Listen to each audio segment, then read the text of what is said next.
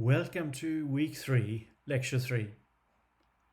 This week we'll begin our move through the clause grammar metafunction by metafunction. So one system after another belonging to first the clause as a message, then the clause as a move, and finally the clause as a figure.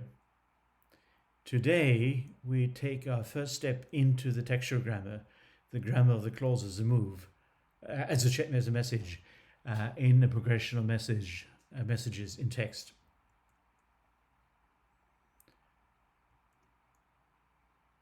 So that means, as we'll see, that we're located in the upper northeast quadrant of this display, textual at clause rank. The constants today, bit of recap, metafunction, function rank matrix to locate ourselves for the next few weeks. Then into the textual grammar of the clause. This is in the textbook, chapter 2. So you look at the chapter, read about the system of theme. The textual significance of beginnings. We'll talk about the way that texts, parts of texts, paragraphs, clauses begin and how these are significant textually as orientations. In other words, we'll see that they're significant on different scales from the whole text to parts of a text. We'll talk about the choice of theme, alternative to themes, and we'll get to the question of how far the theme extends in the clause. Bit of recap. We've talked about the metafunctional organization of the grammar, focusing on the grammar of the clause. In other words, we've seen that the grammar of the clause is organized into a small number of different functions. And we've intersected this with the compositional organization of the grammar. The rank scale, clause, group phrase, word, morpheme. And when you intersect these, you get an overview of function rank matrix. But first, let me note the strands of functional organization that we can look at when we analyze a text in terms of clauses. So functional analysis of a text using the description of the grammar, of the clause grammar, involves the textual analysis, which is what we'll study on today, and interpersonal analysis, and an ideational analysis, more specifically experiential analysis. The first is analysis of clauses message. The second of clauses move in exchange, in dialogues. And the third is the clauses figure in the flow of experience. And the fourth is outside the clause, the way the clauses combine into sequence of clauses, chains of clauses, clause complexes. But this is where we'll start today.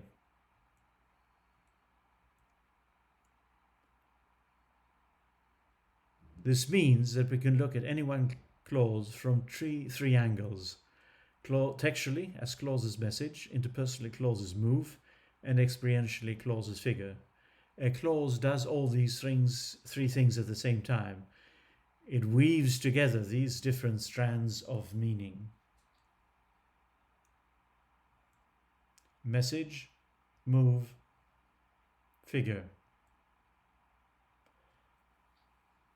So for example, the clause, at the beginning of your nine-headed dragon river, you describe an encounter of Senroshi.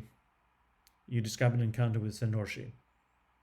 This comes from an interview with a writer, and the interviewer, in asking this question, or preparing to ask a question, has chosen to begin the clause with, at the beginning of your nine-headed dragon river. This clause serves three roles at the same time. As a message, a quantum of information, as part of the progression through the text of information. As a move, in this case, a statement but leading up to a question. And as a figure. While a move is a quantum of interaction in dialogue, a figure is a quantum of change in our experience of flow events. Our way in then will be the clause as a message, the choice of theme. In the comprehensive overview of the resource of the grammar, that means we're looking at the grammar from the point of view of the textual resources, and more specifically, the textual resources within the clause, where the system of theme is the key system. There are a few other systems that will also come into the picture, like voice, active, passive, and conjunction. That would be our focus for the next couple of weeks.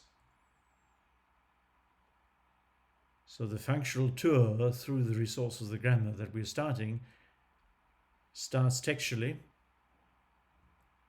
We'll continue interpersonally, looking at the system of mood and other interpersonal systems of the clause. And then we'll move on to the clause in its experiential function as a figure, and that's the system of transitivity, system for construing our experience of a quantum of change in the flow of events. The notion of metafunction, thus, as far as the clause is concerned, is manifested as these three angles on it: clause as message, as move, and as figure. Let me give you another example where I've represented this as a box diagram. In the box diagram, you have a number of rows. They correspond to functional layers or to a sequence of classes. In this case, nominal group, verbal group, prepositional phrase. This example, these he brought to her, is analyzed 1 in terms of the clause as a message, theme plus reme, these being the theme. 2, interpersonally, the clause as a move, here putting forward a proposition, a statement. These he brought to her, didn't he? Where the mood element, subject and finite, could be picked up in the question tag. These he brought to her, didn't he?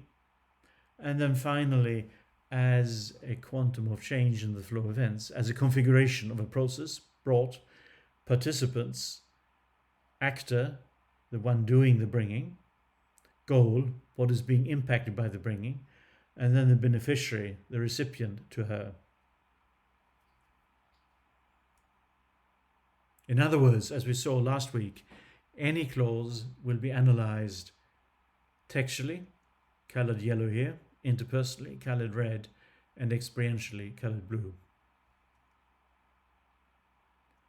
Our focus now is on the textual layer, the textual organization of the clause as a message. Centrally, that means the choice of theme, the choice of how we start the clause, starting the clause in such a way that we guide our listeners, our readers. The textual grammar of the clause as message, the system of theme. And we can always locate ourselves in terms of the overall resources, a comprehensive view of the overall resources that the clause grammar or the whole grammar provides for constructing meanings as wordings. In our textbook, this is where we're at. Chapter 2. Theme, clauses, message. So as always, begin by reading the beginning. So chapter 2, you get an orientation in section 1.1, and then in section 1.2, a characterization of theme. It starts out as follows. The system of theme belongs to the textual metafunction of the language. It is concerned with the organization of information within individual clauses and, through this, the organization of the larger text. We'll talk about this under the heading of progression. Thus, the following versions of the same clause-sized piece of information embody alternative theme choices. Your reporter repeatedly interrupted her replies. Her replies were repeatedly interrupted by your reporter. Repeatedly, your reporter interrupted her replies. Every clause is organized as a message, a quantum of information and the flow of information created as the text unfolds in its context of situation. The system of theme organizes the clause to show what its local context is in relation to the general context of the text in which it serves. The system is concerned with the current point of departure in relation to what has come before, so that it is clear where the clause is located in the text and how it contributes to it. Now, the local context of point of departure is called the theme. The rest of the message of the clause is what is presented against the background of the local context. It is where the clause moves after the point of departure. It's called the reme. So memorize this, or rather make sure you understand the principle behind this, the thematic principle. Also note, importantly, that the study guide covers this. Now, just a reminder, you will find the study guide in our shared folder, and it appears after the last subfolder just above the textbook. In the study guide, look at week 3. So make sure you've reviewed the previous 2 weeks. Look at week 3, the textual grammar of the clause, clauses message. And the study guide then will relate to the textbook and to exercises and remind you of where we're up to. This is a brief beginning, so lecture 3.1.